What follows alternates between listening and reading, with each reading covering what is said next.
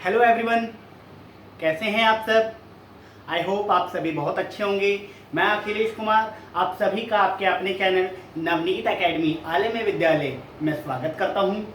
Students, आज की class में हम क्लास 10th का चैप्टर 3 है पेयर ऑफ लीनियर इक्वेशन।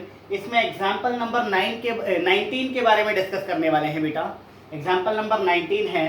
देखिए, ये क्वेश्चन आपके लिए किस तरीके से इंपॉर्टेंट रहेगा बेटा। ये आपके एग्जाम पॉइंट ऑफ व्यू से इंपॉर्टेंट क्वेश्चन है, तो बड़े ध्यान से इस क्वेश्चन को समझिएगा।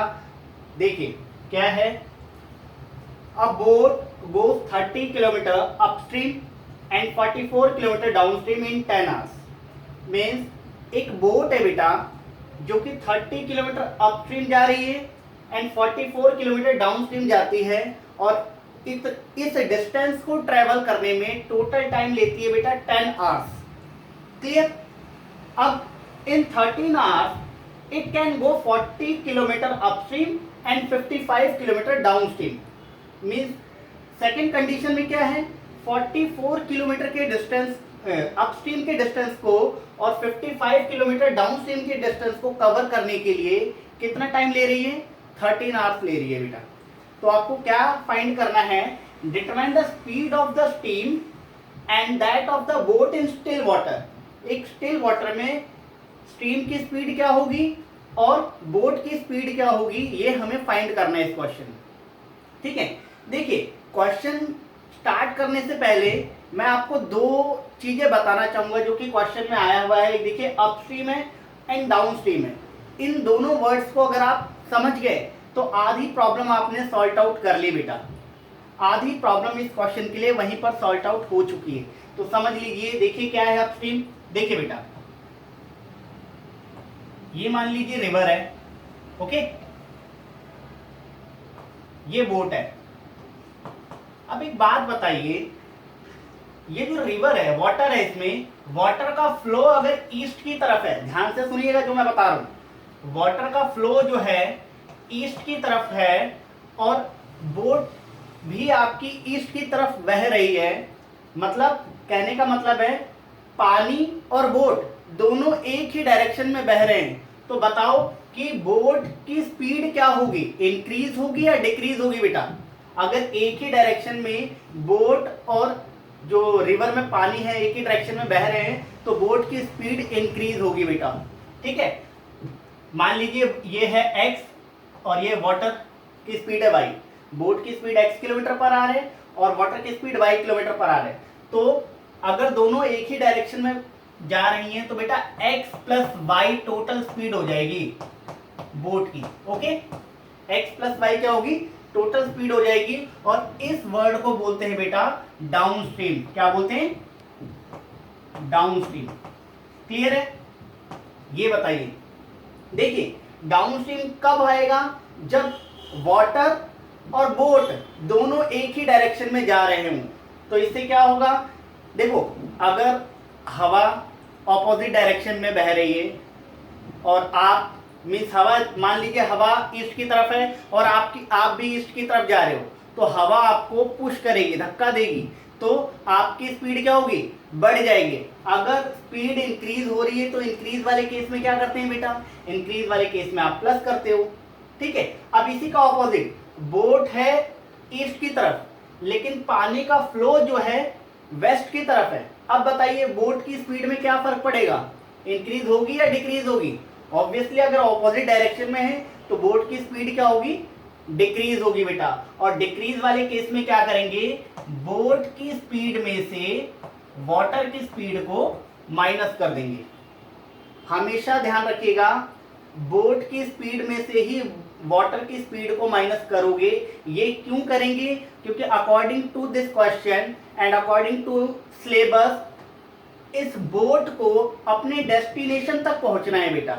और बोट को अपने डेस्टिनेशन तक पहुंचने के लिए बोट की स्पीड ज्यादा होनी चाहिए, और ज्यादा होगी तभी वो अपने डेस्टिनेशन तक पहुंच पाएगी। इसलिए हमेशा जब भी ऑपोजिट डायरेक्शन हो तो बोट की स्पीड में से वाटर की स्पीड को आप क्या करोगे, माइनस करोगे। और जब माइनस होगा तो ये वर्ड होगा बेटा अपस्ट्रीम। क्या होगा, अपस्ट्रीम। इन दो वर्ड्स को आप समझ गए होंगे। मीन्स अगर सेम डायरेक्शन में है तो डाउन स्ट्रीम, ऑपोजिट डायरेक्शन में है तो अपस्ट्रीम। क्लियर है? यहां तक क्लियर हो गया होगा आपको। चलिए अब अपने क्वेश्चन पर आते हैं। देखिए हमारा क्वेश्चन क्या है, आ जाइए। देखिए बेटा, तो सबसे पहले हमें जो चीज नहीं पता है उसको हम एज्यूम कर लेंगे। देखिए, let the speed of boat be x kilometre per hour and that the speed of steam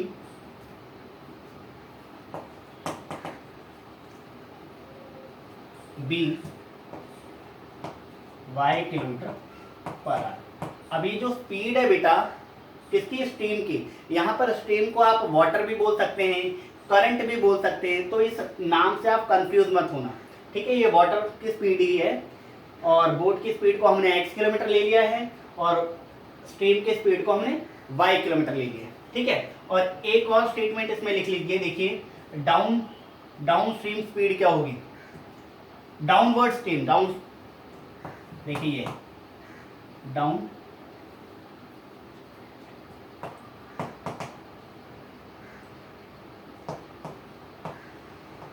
stream में स्पीड क्या होगी, अभी बताया था, सेम डायरेक्शन में है तो x plus y kilometre per hour, ये होगी डाउन स्ट्रीम स्पीड। और अप स्ट्रीम स्पीड क्या होगी,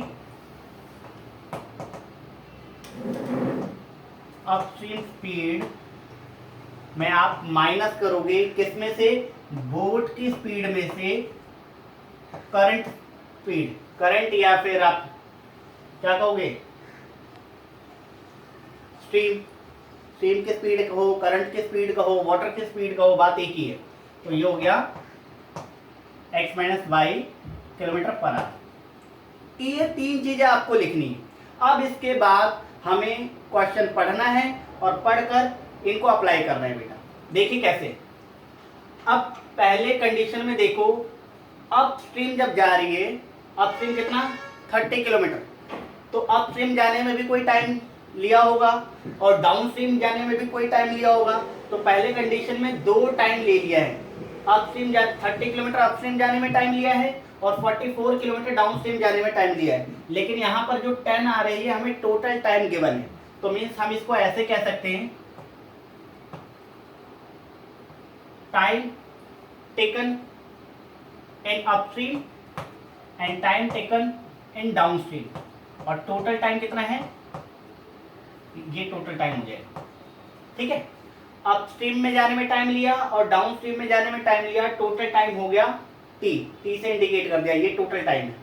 अब देखो टाइम का फॉर्मूला क्या होता है बेटा, डिस्टेंस अपॉन स्पीड, यही होता है। आपने पिछली क्लासेस में पढ़ा होगा, टाइम से रिलेटेड जो भी फॉर्मूला है, डिस्टेंस का फॉर्मूला, स्पीड का फॉर्मूला, और साइंस में भी इसके बारे में बहुत अच्छे से पढ़ा होगा। तो इसी चीज को यहाँ पर अप्लाई करना है। टाइम क्या होगा, डिस्टेंस अपॉन स्पीड। अब देखो अपस्ट्रीम वाला डिस्टेंस कितना है, अपस्ट्रीम का डिस्टेंस है 30, राइट। और स्पीड कितनी है अपस्ट्रीम वाली, x माइनस वाई, देखते जाओ, ठीक है। अपस्ट्रीम का डिस्टेंस है 30 किलोमीटर एंड अपस्ट्रीम की स्पीड है x माइनस वाई प्लस, अब डाउनस्ट्रीम देखो, डाउनस्ट्रीम का डिस्टेंस है 44 एंड डाउनस्ट्रीम में स्पीड है x प्लस वाई और इक्वल्स टू टोटल टाइम कितना लिया गया है 10 आवर। बताइए यहां तक क्लियर है, यहां तक क्लियर होगा। अब ये तो था फर्स्ट केस, सेकंड केस में भी ऐसे ही कह रहे हैं 13 आवर, टोटल टाइम कितना ले रहे हैं बेटा 13 आवर ले रहे हैं, ओके। अब इसमें भी देखते हैं अपस्ट्रीम में डिस्टेंस कितना है, अपस्ट्रीम में डिस्टेंस है 40 एंड अपस्ट्रीम की स्पीड है x minus y plus downstream में डिस्टेंस है 55 एंड इसमें है स्पीड x प्लस वाई। अब ये देखिए दो चीजें बन गई। अब इसको रिड्यूसेबल मेथड के थ्रू हम इजीली सॉल्व कर लेंगे बेटा। इसको कैसे करेंगे देखिए, सबसे पहले अलग कर लीजिए 31 अपॉन x माइनस वाई देखिए 30 बाहर ले लिया हमने, 1 upon x minus y plus 44 बाहर ले लिया हमने, 1 upon x plus y equals to 10। ठीक है, ऐसे नीचे में 40 1 upon x minus y, okay, plus 55 बाहर ले लिया हमने, 1 upon x plus y equals to 30। अब यहाँ पर देखिए इन दोनों इक्वेशन में कुछ कॉमन दिख रहा है। कॉमन क्या है बेटा? 1 अपॉन एक्स माइनस वाई इसमें भी है, इसमें भी है, 1 अपॉन एक्स प्लस वाई इसमें भी है, इसमें भी है। तो आप क्या करेंगे? एज्यूम कर लेंगे। चलिए इस चीज को मैं ऊपर कर देता हूँ। यहाँ तक आपको बहुत अच्छे से क्लियर है? चलिए आगे देखिए क्या करना है। आप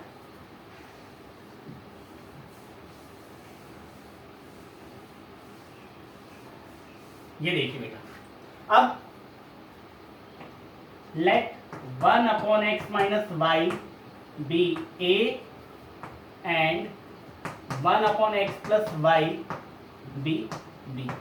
इसको हमने क्या कर लिया? 1 upon x minus y को a मान लिया है और 1 upon x plus y को b मान लिया है। तो क्या लिख देंगे आप? इक्वेशन क्या बन जाएगी? 30a plus 44b equals to 10 and इसमें 40a plus 55b equals to 30। देखिए जरा, देखिए हो जाएगा नहीं हो जाएगा? 30a plus 44b equals to 10 and 40a plus 55b equals to 30। ये इक्वेशन बन गई बेटा। इसे इक्वेशन 1 और इक्वेशन 2 कर लो। अब इसके बाद क्या करना है? आप लोगों को elimination, substitution and cross multiplication बहुत अच्छे से क्लियर है। आप किसी भी मेथड से सॉल्व करके ए और बी की वैल्यू निकाल लीजिए और जैसे ही ए और बी की वैल्यू निकलेगी इस जगह पर पुट कर दीजिए जो एज्यूम कर रखा है, देन आपका एक्स वाई निकल जाएगा। चलिए देखते हैं कैसे करना है। देखिए बाय एलिमिनेशन आपको पता है क्या करेंगे। अब दोबारा से इक्वेशन लिख लो इसे, 30a plus 44b equals to 10 and 40a plus 55b equals to 30। देखिए एलिमिनेशन क्या होता है? कोई भी एक वेरिएबल हमें एलिमिनेट करना होता है और एलिमिनेट करने के लिए हमें सेम करना पड़ता है। पहले इसको मैंने 4 से इंटू कर लिया, इसको मैंने 3 से इंटू कर लिया। करते हैं इंटू। ये देखो 4 3 जा 12, ये आ जाएगा 120a प्लस 4 को 44 से करोगे 4 4 जा 16 एंड 4 4 जा 60 और 17 b इक्वल्स टू 4 10 जा 40। नीचे में भी 120a एंड 3 को 55 से इंटू करो, क्या आ जाएगा? 5 3 जा 15, 5 3 जा 50 और 1 16 b इक्वल्स टू 13 3 जा 39। ठीक है, साइन चेंज करते हैं। यही करते हैं एलिमिनेशन में, साइन चेंज करोगे तो फर्स्ट वाला कैंसिल हो जाएगा। अब देखिए 176 में से 165 माइनस करोगे तो क्या आएगा? 1 एंड 1 11b इक्वल्स टू 40 में से 39 माइनस करोगे क्या आएगा? 1। ये देखो बेटा आपका यहाँ पर b निकल कर आ जाएगा, b इक्वल्स टू 1 अपॉन 11। बताओ क्लियर है यहाँ तक? अब b की वैल्यू निकलते ही इसे इक्वेशन 1 या 2 में किसी में भी पुट कर दो। पुट इन इक्वेशन 1 में हमने पुट कर लिया, क्या है?